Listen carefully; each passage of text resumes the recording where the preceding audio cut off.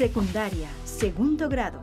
Tecnología, la técnica en innovación constante.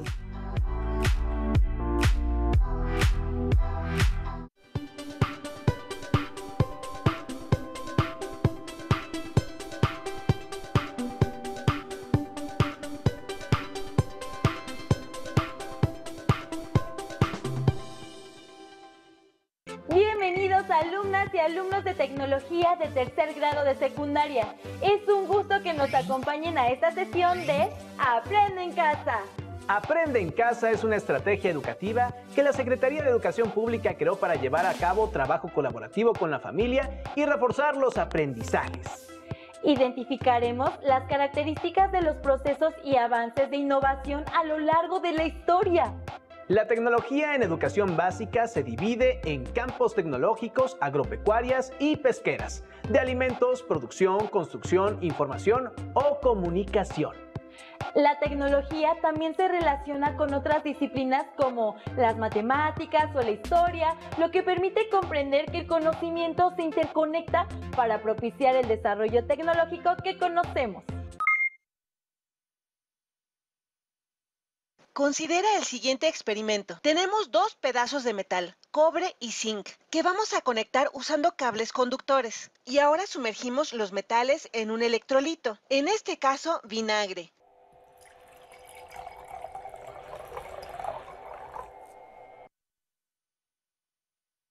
Observarán que se forman burbujas alrededor del zinc, pero no en el cobre. Los metales lucen diferentes de esta manera. Si ahora unimos los cables que conectan a ambos metales, algo cambia. Se empiezan a formar pequeñas burbujas alrededor de la terminal de cobre. Pareciera que algo es jalado del zinc a través del cable y resulta que este es un flujo de carga eléctrica. Conforme los electrones son jalados lejos del zinc, hacia el cobre, a través de la ruta conductora de los cables. Imaginen este flujo como resultado de un desequilibrio de cargas o presión eléctrica entre los dos metales. Comparemos la descarga instantánea que observamos con los experimentos de electricidad estática. A finales del siglo XVIII, Alessandro Volta había estado investigando este efecto. Más importante aún, se dio cuenta de que si se encadenaban estas celdas, se amplificaba este flujo de carga. Y para 1800, él simplificó más aún las cosas, eliminando la jarra que estaba proporcionando más electrolitos de los necesarios. Él escribió que algunas docenas de discos de cobre, por ejemplo estas monedas, junto con un número igual de piezas de zinc, él preparó pedazos de material esponjoso capaces de retener agua. Así que emparejó un pedazo de cobre con un pedazo de zinc, siempre con el mismo orden, y siempre ponía un pedazo de material húmedo entre estos discos. Y continuó haciendo esto hasta tener una columna lo más alta posible, sin que se cayeran. Esto es famosamente conocido como la pila voltaica, la primera batería o pila en la historia en tener un flujo continuo de carga eléctrica o corriente. Si se agregaban más celdas, aumentaba la presión eléctrica de la corriente, resultaban en el aumento de la presión eléctrica en ambos extremos. Y la presión eléctrica fue uno de los primeros términos para referirse a lo que ahora conocemos como voltaje, llamado así en honor a Volta. Si ambos cables en los extremos de la pila se tocan de forma directa, podremos observar una serie de choques o chispas. Al principio, el uso de la corriente eléctrica como método de comunicación no fue algo obvio inmediatamente. Solo se observaban chispas y burbujas. Una idea fue usar la presencia de burbujas para representar letras, y el telégrafo de burbujas usó este método, aunque involucraba 26 circuitos diferentes, uno para cada letra, y se basaba en el hecho de que la batería o la pila que proporcionaba la corriente podía colocarse alejada de las jarras o de los recipientes que contenían las terminales que producían las burbujas. Fue un invento ingenioso, aunque no muy práctico y nunca se usó. Pero pronto todo cambiaría, después de una famosa demostración en 1819. se encontró que si pasábamos un cable cerca de una brújula y conectábamos este cable a una pila, en el instante en el que el cable hace contacto con la pila, se movía la aguja, sin tener contacto físico alguno. La única explicación era que la corriente que era llevada por el cable creaba un campo magnético temporal. A esto le siguieron varias pruebas para descubrir la dirección de este campo.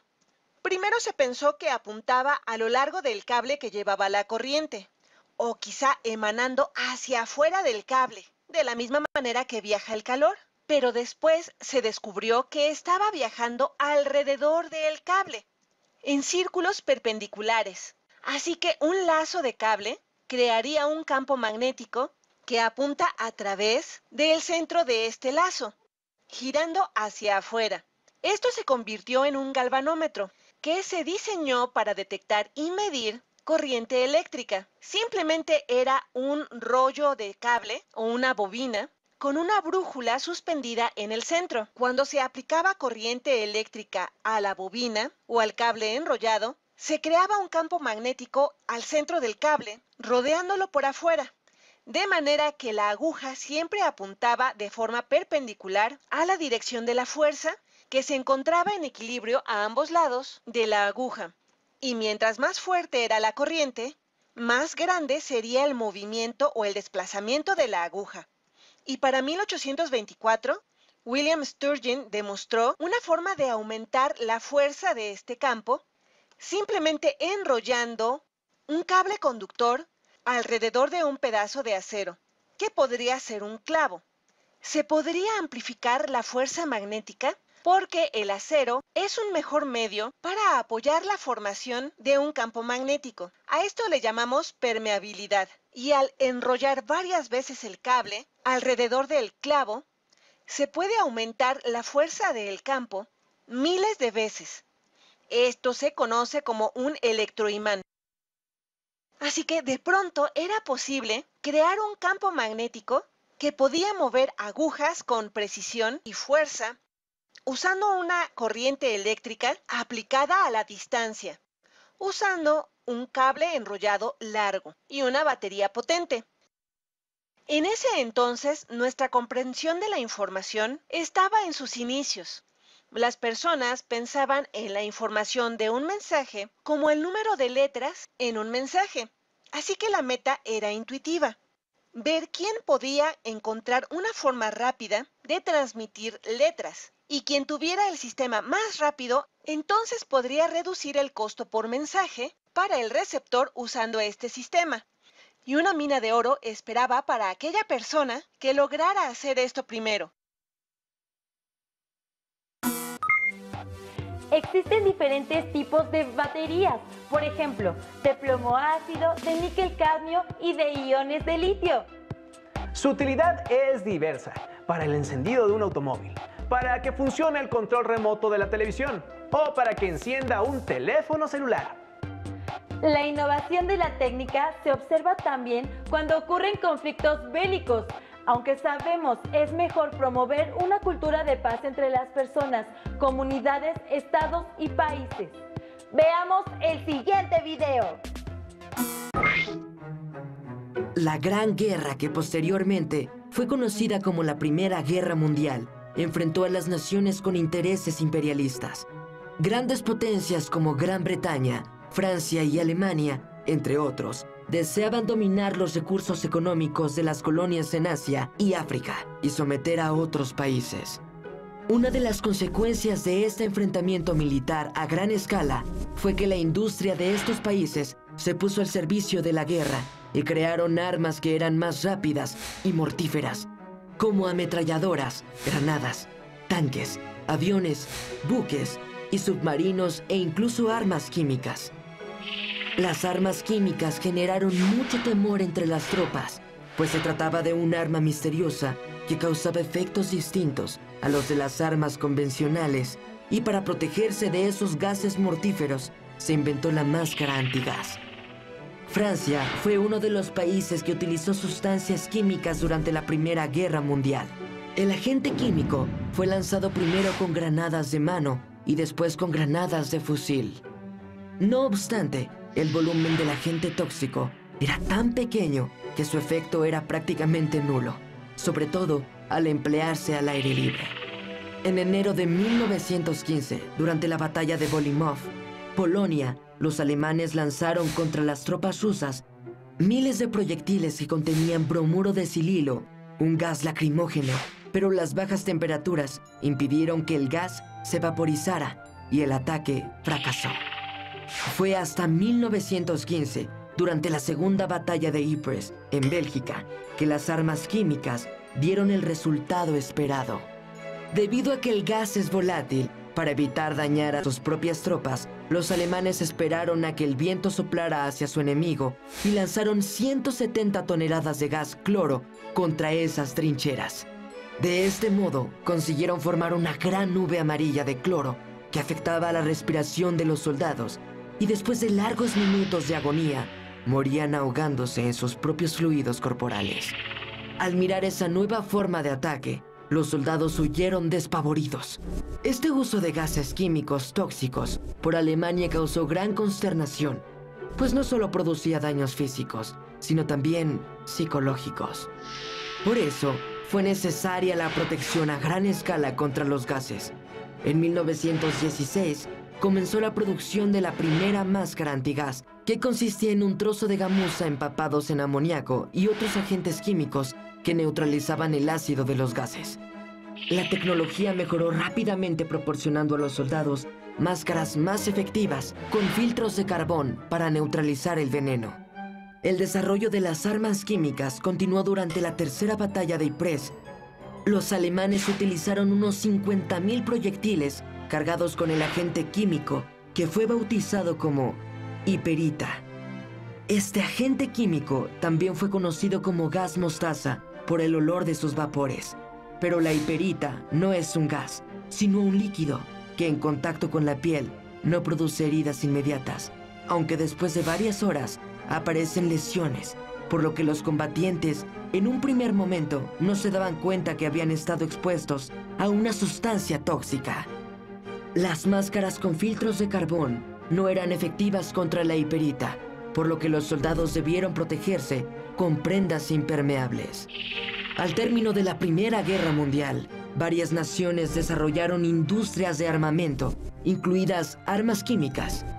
Por ese motivo, la Sociedad de Naciones organizó la Conferencia para la Supervisión del Comercio Internacional de Armas y Munición en Ginebra en 1925. Allí se firmó el Protocolo de Ginebra, que prohíbe el uso de armas biológicas y químicas. No obstante, estas armas continúan desarrollándose a pesar de que se han establecido nuevos protocolos. Recientemente, el grupo terrorista Estado Islámico utilizó hiperita en un intento por controlar territorios de Irak y Siria. ¿De qué manera la humanidad podría aprender de su historia para evitar el uso de estas armas? Como vimos, la guerra es atroz y con ella se han desarrollado técnicas en la construcción de armas y vehículos militares. ¿Qué situaciones favorecieron el desarrollo de la técnica en la construcción de armas? Escriban en su carpeta de experiencias las características innovadoras que identificaron en el video. Veamos algo más sobre el tema. En la historia, el tiempo se relaciona con los acontecimientos de la humanidad. Los historiadores utilizan la cronología para distinguir el antes y el después de estos acontecimientos. En orden cronológico, podemos decir cómo hemos cambiado por las cosas que nos han sucedido. Cuando perdimos nuestro primer diente, cuando obtuvimos el certificado de primaria o cuando nos cambiamos de casa. Pero no todo cambia. También hay cosas que permanecen, que se mantienen constantes y que siguen formando parte de la historia. Por ejemplo, nuestra lengua materna, creencias o valores y algunas formas de vida.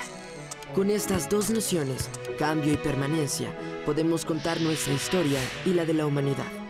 Antes de la Revolución Industrial, se utilizaban carruajes tirados por caballos sobre caminos de tierra. Durante la Revolución Industrial, la aparición de la locomotora y el desarrollo del ferrocarril revolucionaron el transporte. Con la aparición del automóvil, se hizo necesario modernizar los caminos, transformando el paisaje.